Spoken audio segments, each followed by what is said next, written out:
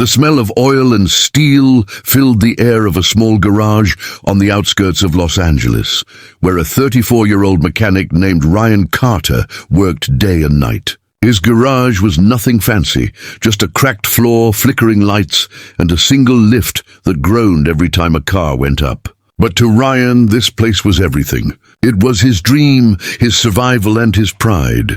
Most people in the neighborhood laughed at him. "You call this a business?" one man had once said. Even his old co-workers told him he'd never make it fixing luxury cars in a shop that looked like it belonged in the 1980s.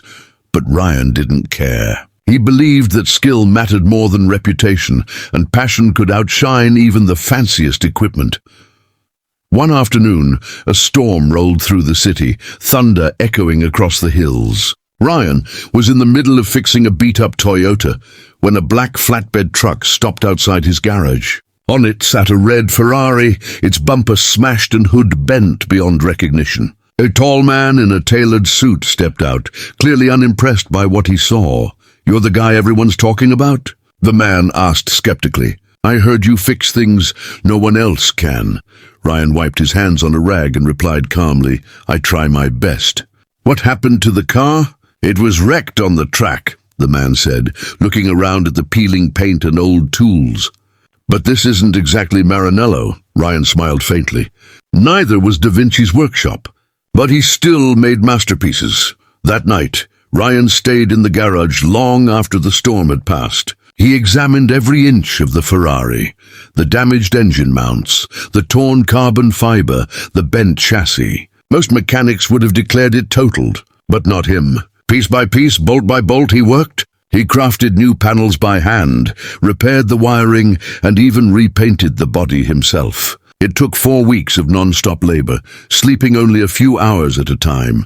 When the owner returned, he couldn't believe his eyes. The Ferrari looked brand new, its engine roaring like thunder. "You did this here?" he asked in shock. "In this garage?" Ryan just shrugged. "Doesn't matter where you work.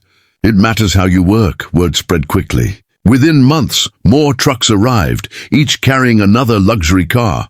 A Lamborghini Aventador, a McLaren 720S, a Bugatti Chiron. They came from all over the country, each one said to be beyond repair. But Ryan took them all. The locals who once laughed now stood outside, peeking in disbelief as he rebuilt what others called impossible. Newspapers picked up his story. The headline read, "One man, one garage, 40 million in supercars restored. He never hired a team, never bought fancy machines. Just his tools, his hands, and his belief that no car or person was beyond saving."